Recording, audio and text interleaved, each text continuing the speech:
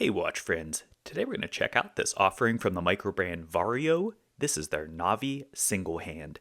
This one, as of time of publishing, is actually already live for direct ordering on their website. I'll of course have a link down the video description. The pricing on this, I believe, is $428. So with that out of the way, let's go ahead and dive straight in, knock out the specs, and then get a feel for what this one's like to live with.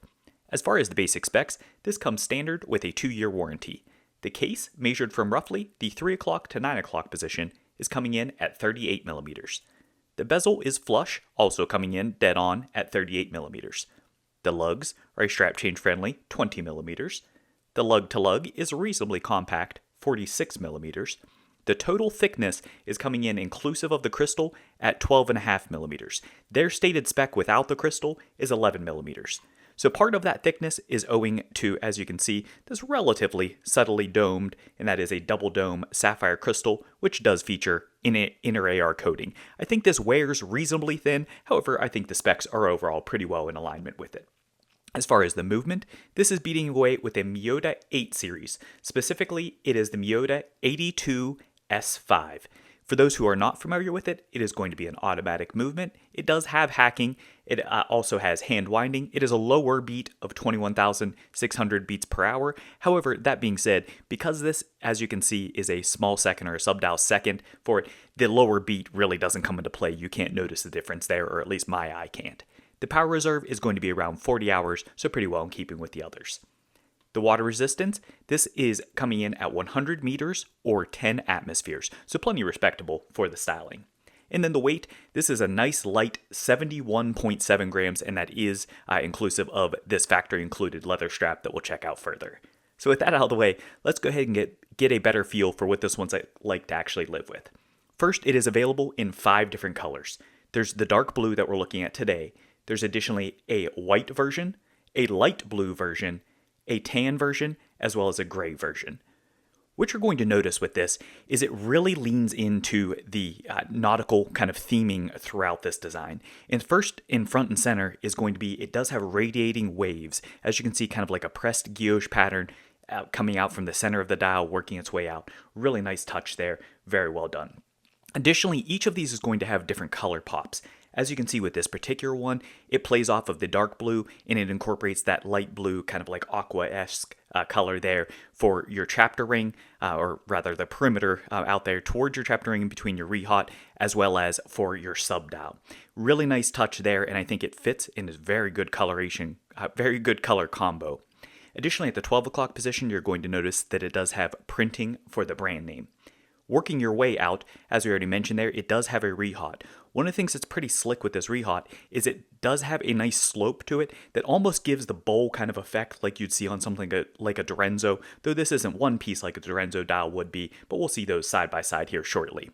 And then offset towards the 6 o'clock position, really around the 4 o'clock position, you can see that this does have a sub-dial as well. As we already talked about, that is going to be your small second hand.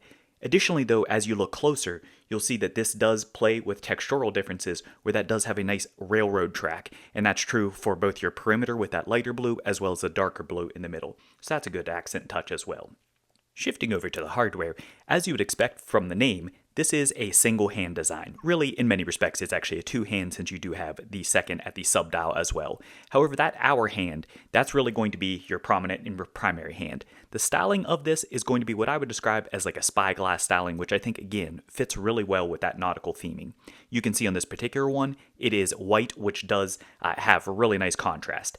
As you move out towards the center there, you can see that this does have a contrasting pinion cap as well, so I think that gives a good aesthetic and good finishing there. Shifting over to the second hand itself, you can see this really leans into that compass kind of aesthetic and playing with the traditional flow for that of having your red and your white combo. Really, I have been able to use, or I've used this in either direction, and you can kind of orient it. As you can see with the sub-dial itself, the hashes, those are kind of offset for it. So you can go kind of a staggered orientation, or you can just go from the center, however you want to keep the time. It really is just to give you that kind of overall vibe with the second, because this really is intended to be a one-hander, but they keep that movement, which I really appreciate. As you can see here, it does not have any loom on any of these, which I think is just fine with the styling of this watch. Shifting over to the bezel, as we already saw, this is a fixed bezel construction.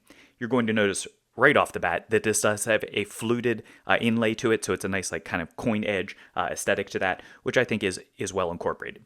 Additionally, it does have a nice curvature, which really bridges the gap from that somewhat slabbish case up to the crystal and then carries through with that dome. So there's a real nice flow to that, and I think that works well together. Additionally, this really adds a lot of visual pop to the watch. I think had this had just a traditional, smooth bezel and just polish or brushing rather, this I do think would hit a little more flat for it. But I really think this ties in again with that nautical theming as well as just the overall aesthetic and pop. I really think is there with this. That was a great choice and not one that you see very commonly. Shifting over to the case, this is going to be 316L stainless steel, and that's true for the bezel as well as the case back and everything as well. One of the things this does have that's really nice though is it does have a hardened coating across this, so it should stay resistant to scratches much better than traditional stainless steel would. Additionally, you're going to notice as far as the overall case shape, as I already mentioned, this is kind of a slabbish construction, but it does have a nice flowing arc to that, and there are some good touches we'll see, especially as we get over to the lugs. The finishing principally is going to be brushing, and as you can see, it is horizontal brushing running the length of the case, so front to rear on the case. Additionally, as you move out towards the end of the lugs, you can see that this does have drilled lug holes. So in keeping with a somewhat toolish type vibe here, that I think works reasonably well. I'm not always the biggest fan as far as the aesthetic of that. However, I think it works just fine on this watch, and certainly it does make strap changes easier, especially if you do not have quick release spring bars.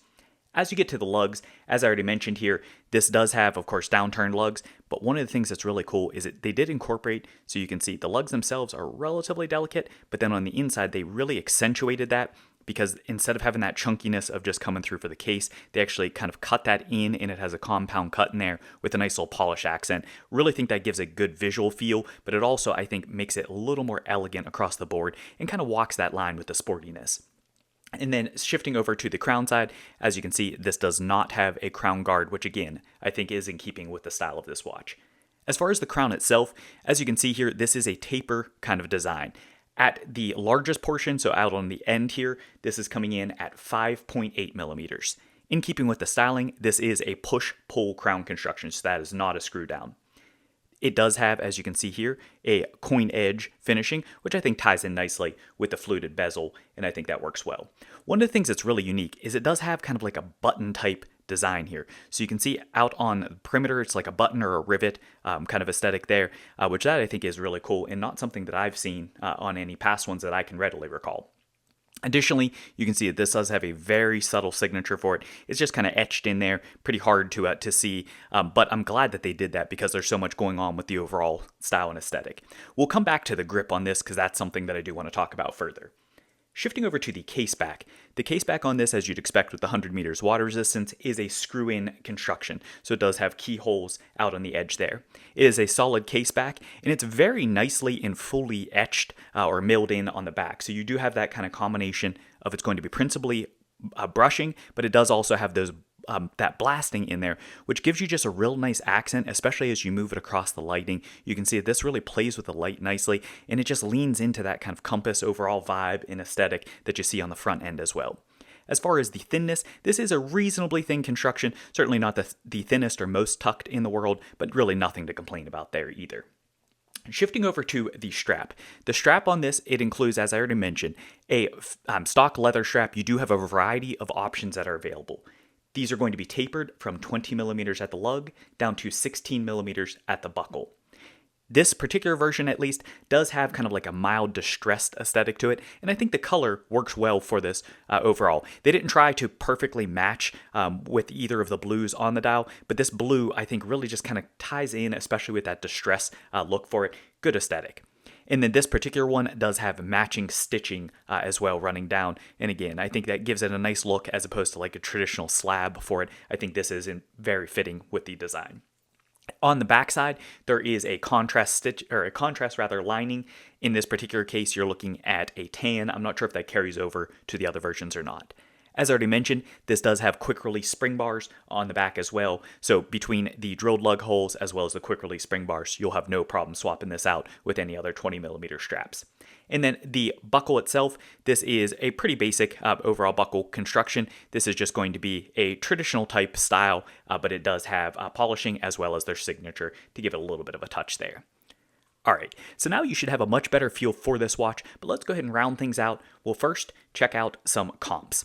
I just brought in some different ones. I don't really have anything that perfectly compares with this, but this is a Zelos Mako 40mm, gives you an idea of sizing here. You can see certainly it does have, despite being a diver, does have a bit more presence overall, to my eye at least, but this one to me also with that blue and yellow gives a nice nautical vibe, just gives you an idea there of the different aesthetic. This is one that is another less common one, but that does have kind of like a wave pattern to that. This is the Reverie, and this is their diver here. But check that out. You can get an idea as far as that incorporation. And then this is also kind of another execution of a 40mm. Give an idea of a sizing there. And then finally, as I mentioned earlier, I would bring in, this is the Dorenzo Wandering Star. This is the DRZ06. And you can see this one has a true one-piece bowl kind of construction. But you can see what I'm talking about as far as the overall vibe and aesthetic that this Rehot gives. Gives a little bit of that kind of bowl shape that you get from the Dorenzo, which I think that's a great touch. Alright, so now that we have all that out of the way, let's go ahead and wrap things up with my view of the positives, critiques, and there's really only one, as well as the summary. First, for the positives. As I've already indicated a lot, and I'm sure has been clear throughout, I think they absolutely nailed the marine styling of this. There is no question, as soon as you see this, this has that kind of nautical vibe to it overall. From the colors to the overall accents and touches, really think they hit that extremely well. Additionally, this, with having its relatively small proportions, the lightweight and everything else, it wears really comfortably. These straps are very pliable and supple as well if you do keep it on the factory straps, but across the board, great comfort from this. No complaints there. No complaints, rather.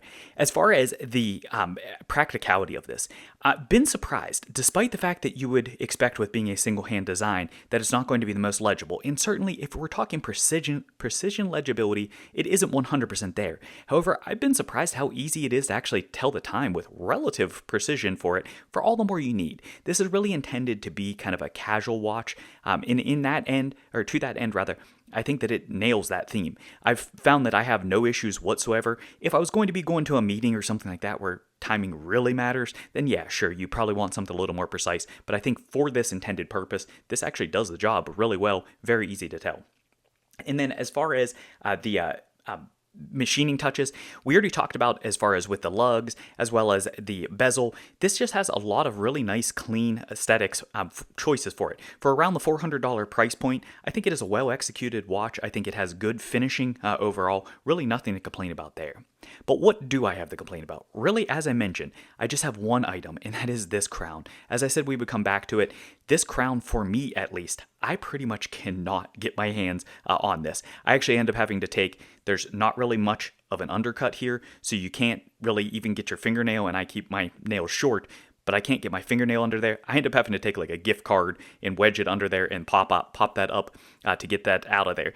This, for whatever reason, with this taper style, cannot get purchase on this. It is the hardest crown that I personally have ever tried to use to pop out there. So that is definitely a fairly significant critique of this one. However, I will say, the reality is once you get this set, it's not a big deal for it. And I think the aesthetic, the look of it, I think does fit well. So it's not a huge complaint. The reality is it's something that for me, at least, if you are similarly unable to grip a hold of that with ease, then that is a little bit of an inconvenience. Like I said, to have to pull out a credit card or a gift card or something to pop that free. However, really at the end of the day, once you get it set, you forget about it, so it's not that big of a deal, and it hasn't detracted from my enjoyment. So where does that leave us?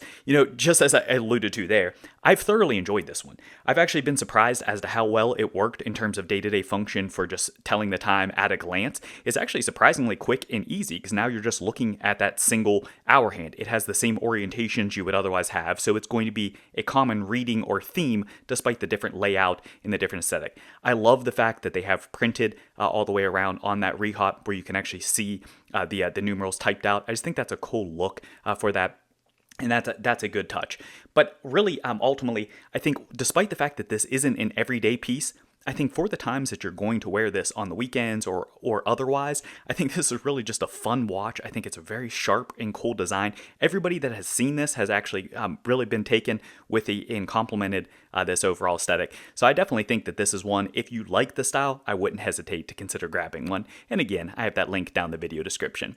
So there you have it. I hope this has been helpful for you and a fun look at something a little bit different. If you did enjoy it, do tap that like button. As always, if you haven't done so, give that subscribe button a tap. And then most importantly, drop me a comment. Let me know what you think. Do you like the design? Do you think you could work with the one-hander type construction for this? What's your favorite color? All that kind of good stuff.